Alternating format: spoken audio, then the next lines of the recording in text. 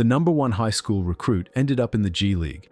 What happened to Josh Jackson? In 2017, Josh Jackson was the crown jewel of his class, a Kansas star dropping 16 points, 7 rebounds, and 3 assists, hyped as the best two-way player in the draft. The Suns took him 4th overall, picking him over future All-Stars like Donovan Mitchell, Bam Adebayo, and even Jason Tatum on many boards. But by 2025, that promise is gone. He's stuck in the G League, weighed down by legal issues and a broken jumper, averaging just 11 points on 41% shooting across 5 seasons. His elite athleticism and defensive flashes weren't enough. He never fixed his shot, stayed out of trouble, or matured, turning a can't-miss prospect into a cautionary tale. Hit subscribe for more NBA stories that show how quickly potential can slip away. No one expected Josh Jackson to underperform like this. He had everything you'd want in a modern NBA wing.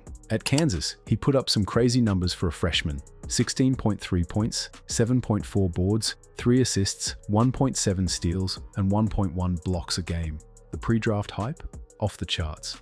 ESPN analysts were calling him the best two-way player available, saying he had that Kevin Garnett fire. Chad Ford had him at #3 on his big board, praising his elite court vision for a wing, along with great length and athleticism.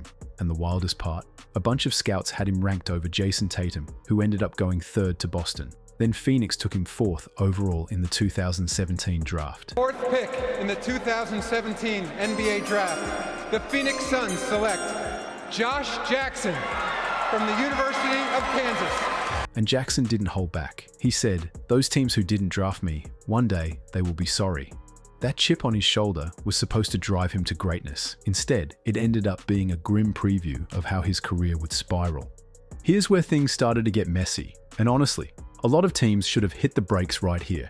Jackson's college days weren't just highlighted by dunks and flashy defense. His time at Kansas was packed with warning signs screaming, "Be careful." First off, the shooting. It was a problem from the jump. Yeah, he shot 37.8% from 3, but don't let that fool you. His free throw percentage? A brutal Ötvenhat Egershat Tized Sazalek. Any scout who knows what they're doing will tell you free throws are one of the best predictors for shooting success in the NBA, and Jackson's numbers were flashing red. But the bigger issues, they weren't even on the court. In 2016, Jackson was charged with criminal property damage after a heated argument with a Kansas women's basketball player, where he allegedly kicked her car. Then, in 2017, he got suspended for reckless driving right before the Big 12 tournament. These weren't your typical college kid being dumb moments. They painted a picture of a guy who struggled with maturity and decision-making. And the most telling moment, Jackson got suspended by Coach Bill Self right before the Big 12 tournament. And Kansas, the #1 seed, immediately lost to TCU in the quarterfinals. When your team is supposed to be better with you on the floor, but loses the moment you're gone, it says a lot about your impact beyond just stats. Josh Jackson's rookie year looked solid on paper. 13.1 points, 4.6 rebounds, all rookie second team. But the problems were there from the start. He couldn't shoot and didn't realize it.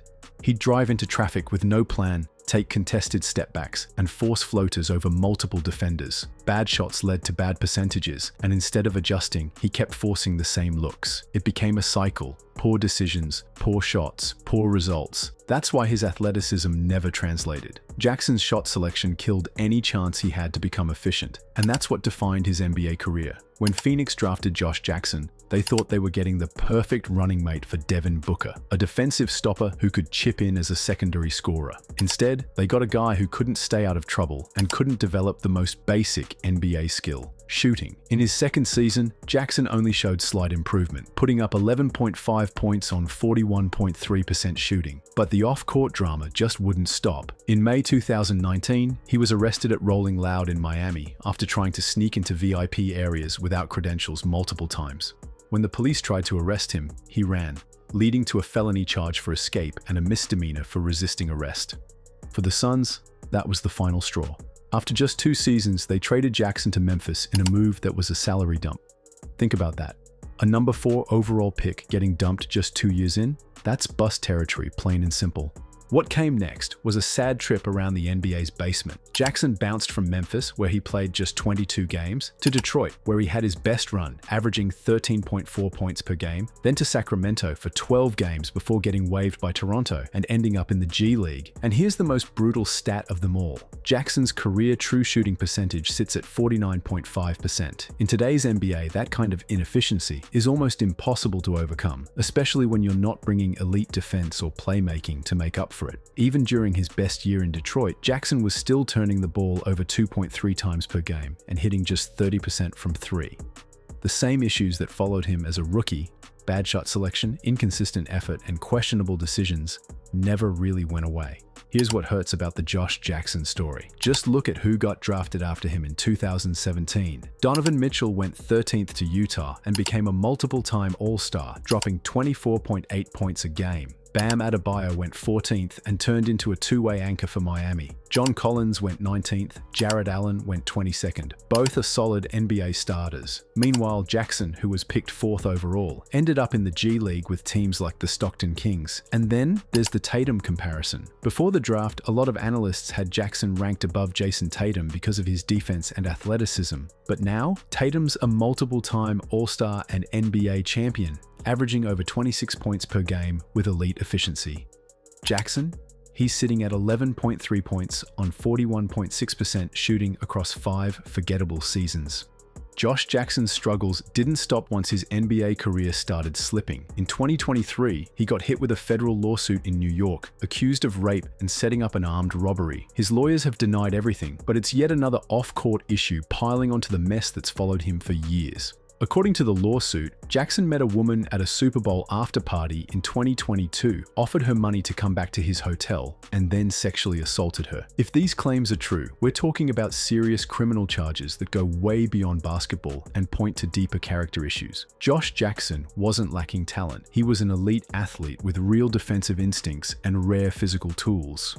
But the NBA demands more than raw ability. It's about smart decisions, fixing flaws, and respecting the privilege of playing at the highest level. Jackson failed on all three. In 5 years, he never built a reliable jumper, kept making poor choices on and off the court, and never fully committed to growth. His defensive flashes, 1.8 steals and 0.6 blocks per game, showed what he could have been, but inconsistency, inefficiency, and questionable judgment turned a top pick into a cautionary tale. Josh Jackson had elite athleticism and flashes of defensive brilliance, but poor decisions, an inconsistent work ethic, and a broken jumper derailed his career. Drafted ahead of Donovan Mitchell, Bam Adebayo, and Jason Tatum, he never reached their heights, becoming a cautionary tale that talent alone isn't enough. The NBA rewards discipline, maturity, and steady growth, not just raw ability. Was his downfall bad luck or wasted potential? Share your thoughts in the comments. If you enjoyed this breakdown, hit like, subscribe, and turn on notifications so you don't miss the next NBA Deep Dive. Thanks for watching.